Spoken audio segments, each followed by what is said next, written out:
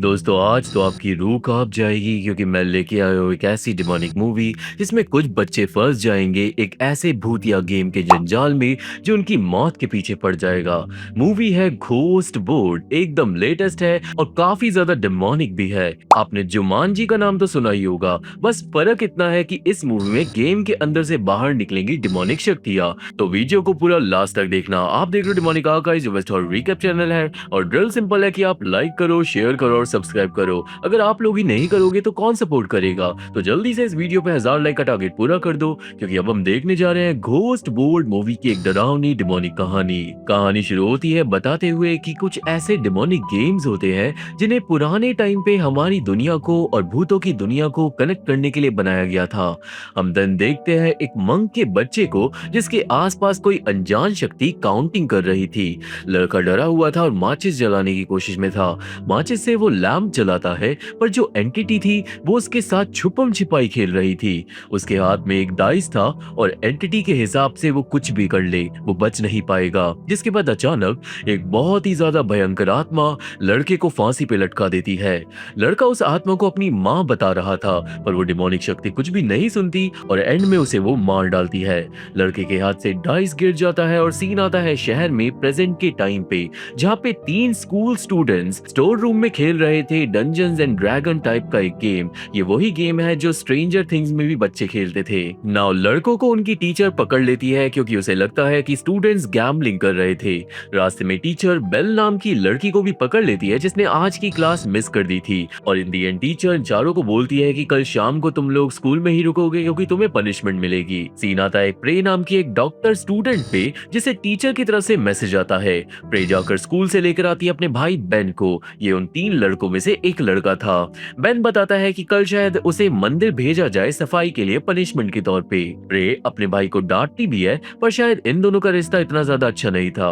वही हम देखते हैं फाइनल 2 लड़कों को जो है जॉर्ड और सुअर। ये दोनों बाइक पे ओवर स्पीडिंग कर रहे थे जब पुलिस इन्हें रोक देती है। पुलिस स्पेशली जॉर्ड से पूछताछ करती है क्योंकि उसका भाई ऑलरेडी जेल में था।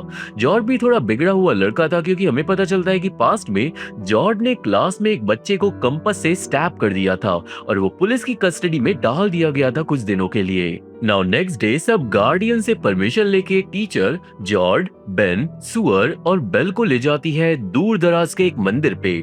मंदिर पुराना था जहाँ पे टीचर चारों को देती है एक्स्ट्रा मेडिटेशन वाली क्लास सिंस ये टीचर बुद्धिज्म का सब्जेक्ट पढ़ाती थी। सबको दिन सफाई करनी पड़ती है मंदिर की और टीचर दिन वहाँ के मंक वगैरह को बात कर चले जाती है घर और इन बच्चों को सफाई करके अपने घर से किसी को बुलाना होगा घर जाने के लिए।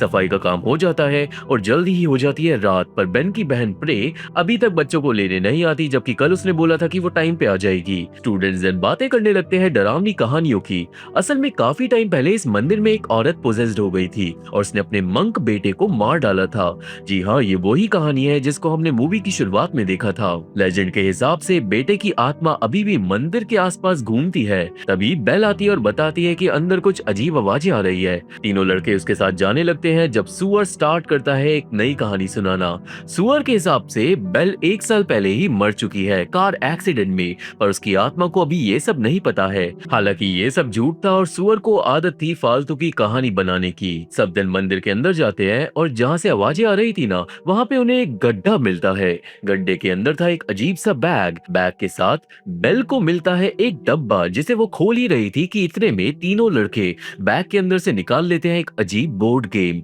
उस पे एक डाइस था जिसे बेन उठा लेता है एंड बैम अचानक गेम अपने आप खुल जाता है और जुमानजी की तरह हरकतें करने लगता है।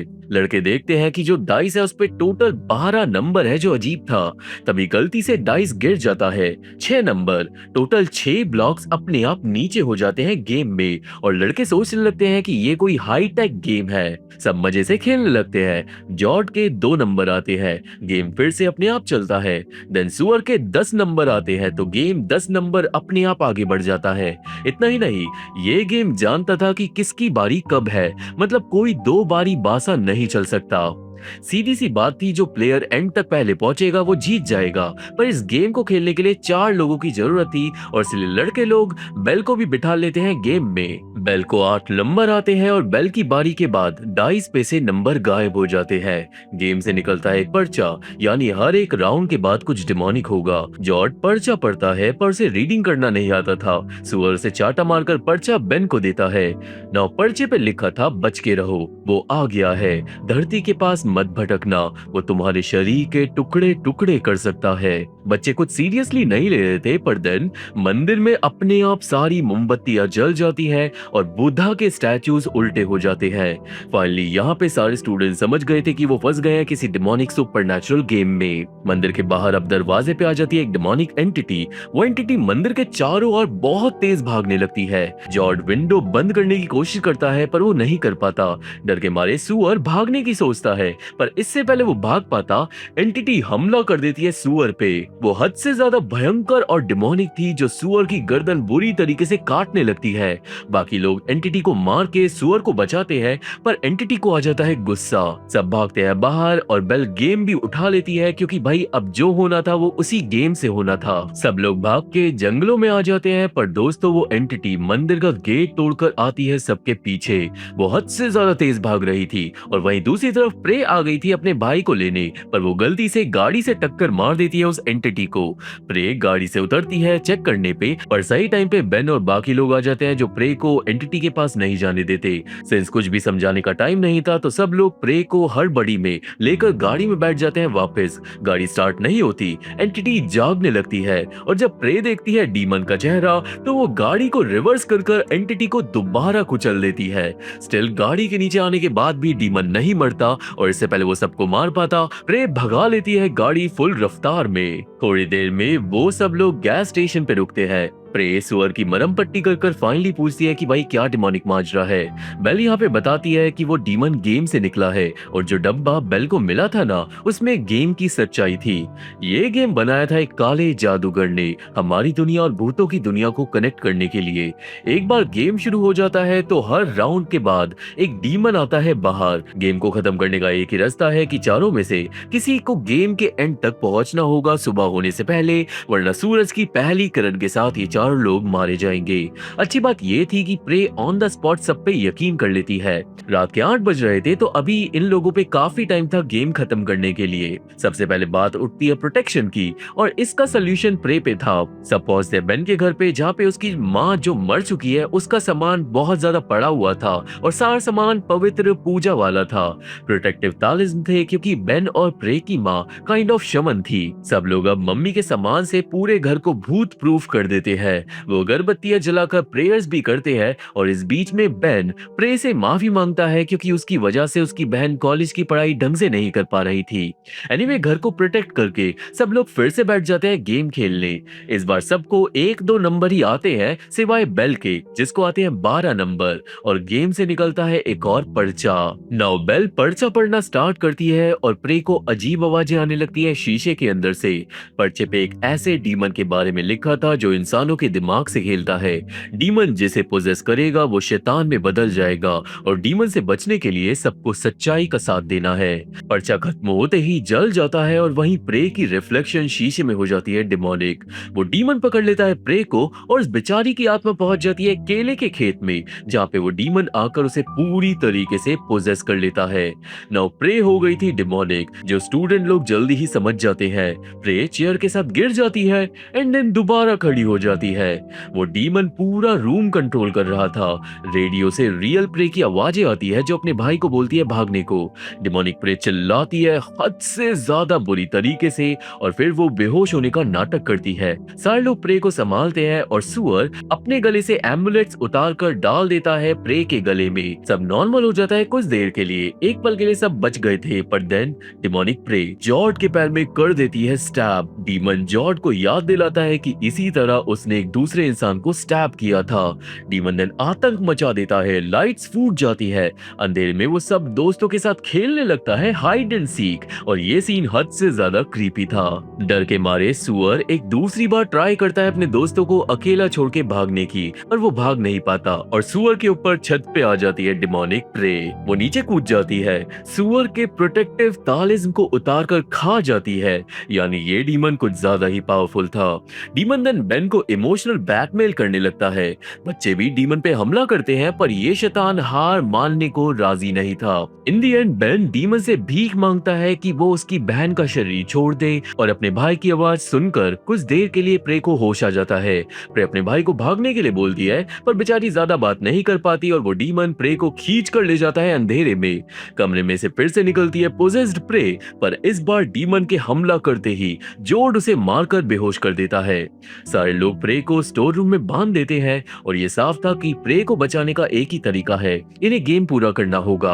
हालांकि सुअर डरपोक था, और जैसे इस लड़के की हरकतें हैं ना, उससे ये लग रहा था कि गेम के बीच में ही ये सबको छोड़कर भाग जाएगा। बड़ी मुश्किल से सब लोग सुअर को मना पाते हैं एक और राउंड खेलने के लिए। नाउ इसके बाद सब मीटिंग करते हैं कि कैसे प्रोटेक्टिव तालिस्म काम नहीं करे। इतना ही नहीं, नॉर्मली हम लोग भूतों को छू नहीं सकते, पर जो डीमंस गेम से आ रहे हैं वो बच्चों को फिजिकली छू पा रहे हैं। बेल के हिसाब से सिंस इन्होंने डिमोनिक दुनिया का पोर्टल खोल दिया है, तो डीमन इन्हें फिजिकल तौर पे छू पा रहे हैं, और इसका मतलब ये लोग भी डीमंस को पकड़कर मार सकते हैं।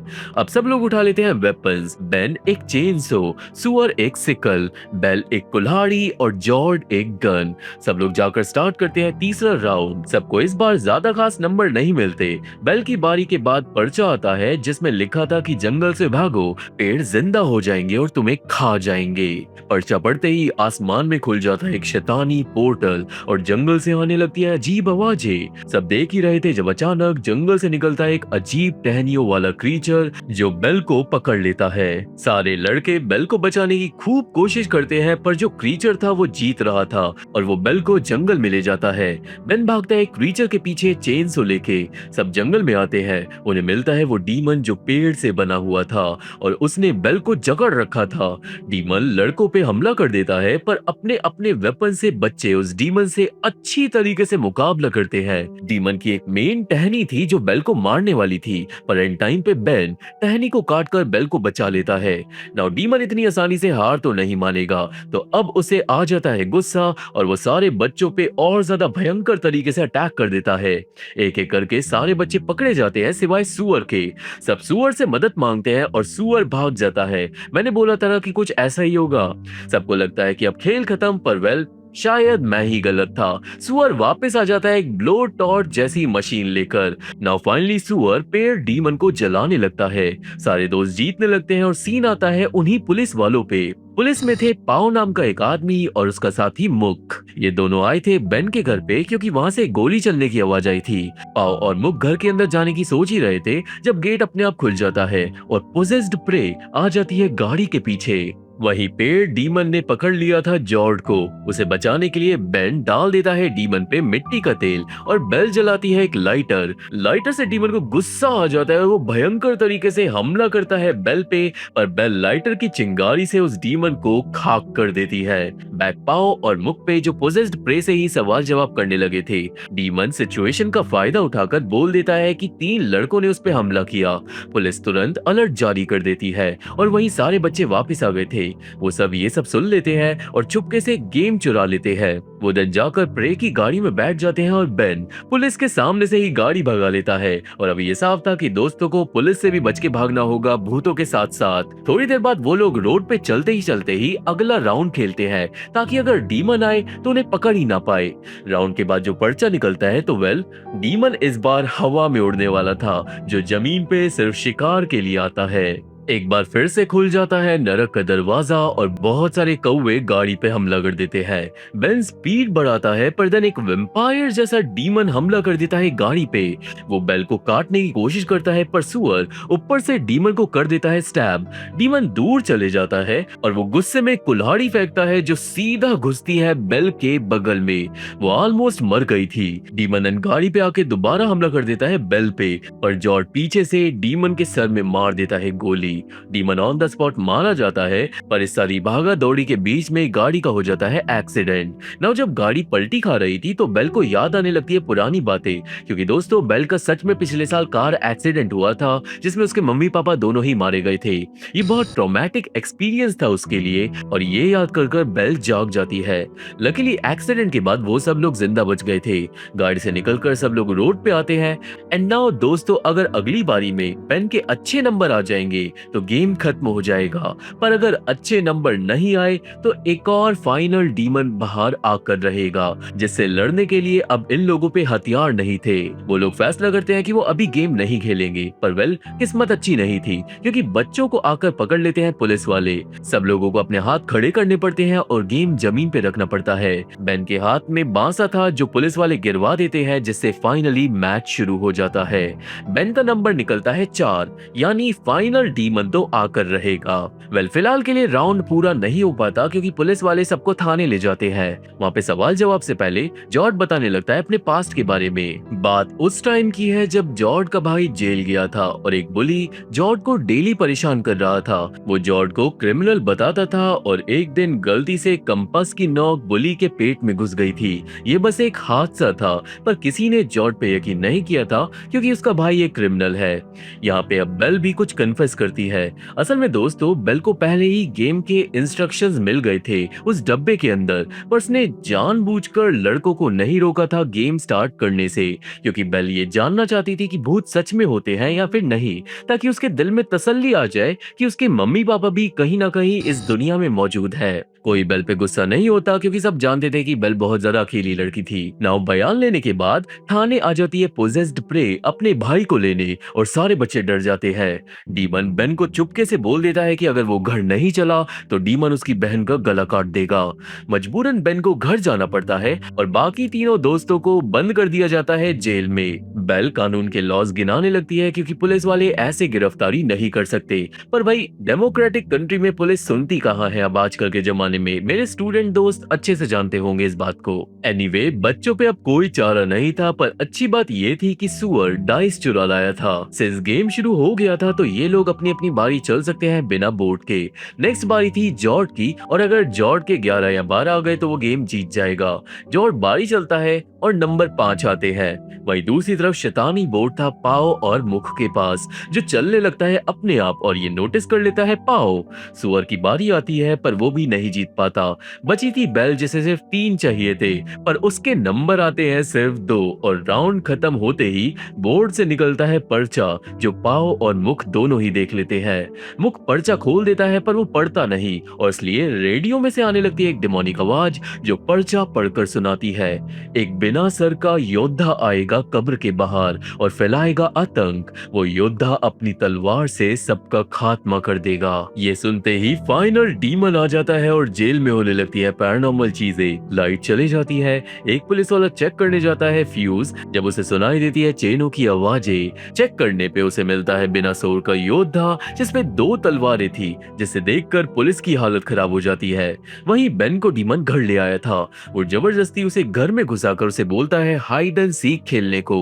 नाउ डीमन से बच बचकर बेन अपने घर में ही भागता है और ये साफ हो जाता है कि प्रे को उसी डीमन ने पोजेस किया है जिसने मूवी की शुरुआत में मंग के बेटे को मार डाला था। बैक पुलिस स्टेशन में मुक और पाओ को मिलती है उस पुलिस वाले की कटे सर की लाश। देन दोनों के सामने आ जाता है वो डीमन पुलिस का सर हाथ में लेकर। दोनों गोली चला देते हैं डीमन पे, पर उसे कोई भी असर नहीं होता। पाओ और मुख भागते अपनी जान बचाकर और छिप जाते हैं टेबल के नीचे। वहाँ पे मुख को बच्चों का याद आ जाता है तो वो पाओ को चाबियां दे देता है ताकि वो बच्चे जाकर बचा सके।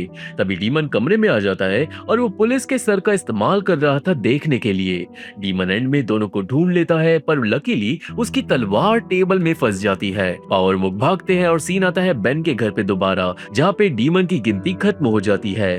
पोजेस्ड प्रे घुसती है घर में बेन को ढूंढने के लिए और अगर उसने बेन को ढूंढ लिया तो वो भी मारा जाएगा। बेन छिपा हुआ था बेड के नीचे फर्स्ट फ्लोर पे, पर 5 सेकंड नहीं होते और डीमन छत पे चढ़कर चाकू से स्टैब करने की कोशिश करता है बेन को। प्रे बिल्कुल मकड़ी की तरह भागती है अपने भाई को मारने के लिए और वहीं पाव आ जाता है बच्चों को बचाने। वो जेल का ताला खोल देता है और वो डीमन एकदम से आकर पाव को स्टैब करके बुरी तरीके से मार डालता है। बच्चे कांप जाते हैं क्योंकि वो डीमन से अब कैसे बचेंगे। हालांकि मुक अब आता है अपनी ड्यूटी पे। वो डीमन को गन से बार बार शूट करता है और फाइनली बच्चे भाग पाते हैं सही सलामत गेम लेकर मुख के साथ। डीमन स्टिल पीछा करता रहता है और मुख के कंधे पे एंड में तलवार घुस जाती है। मुख भी मरने लगता है पर मरने से पहले वो बच्चों को दे देता है गाड़ी की चाबियां।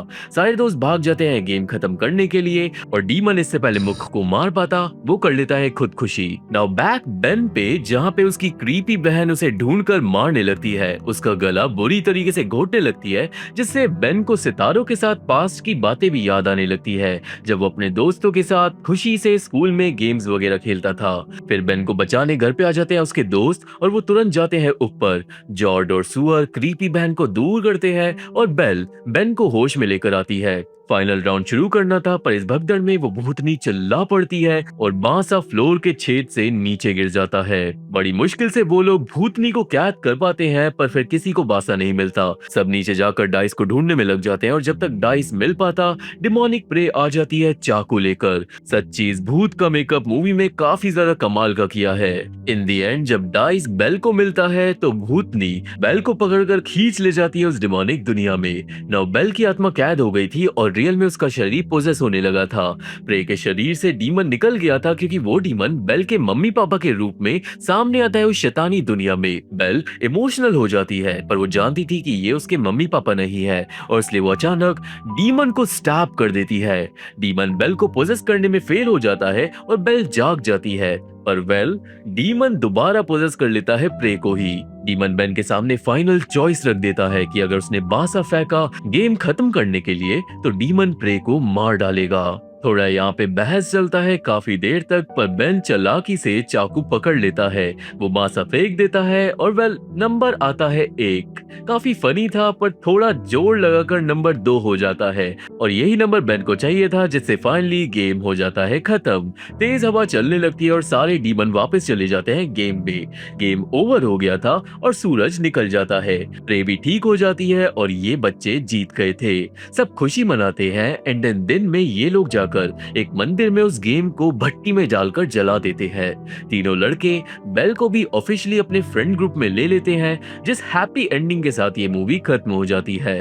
ये था पूरा रिकैप घोस्ट बोर्ड मूवी का और ऑनेस्टली ये मूवी बस एडवेंचर से भरी हुई थी। हम लोग किसी भी कैरेक्टर से जुड़ नहीं पाते, यानी अगर इनमें से कोई मर भी जाता तो ऑडियंस पे फर्क नहीं पड़ता और ये बात एक मूवी के अंदर बहुत बड़ा फ्लॉ होती है। सिर्फ भागा दौड़ी से भरी हुई है ये पूरी मूवी जो पर्सनली मेरे को इतना नहीं पसंद और इसलिए मैं इसे दे रहा हूँ 4.2 आउट ऑफ 10। आपको क्या लगता है मुझे कमेंट में जरूर बताना क्योंकि आप सबका रिप्लाई मैं पर्सनली खुद करता हूँ। आप देख रहे हो डिमोनिक आर्काइव्स जो बेस्ट और रिकैप चैनल है। ड्रिल सिंपल है कि आप लाइक करो, शेयर करो और सब्सक्राइब करो क्योंकि ये सपोर्ट आपकी तरफ से बिल्कुल फ्री है और मेरी बहुत हेल्प करता है। मैं हूं कैरिश और मैं चैनल अपडेट्स डालता हूं टेलीग्राम पे और पर्सनली मैं सबका इंस्टा पे रिप्लाई करता हूं तो वहां पे भी जाके फॉलो कर सकते हो। और अब हम मिलेंगे मेरी अगली वीडियो में, तब तक के लिए थैंक यू, बाय बाय।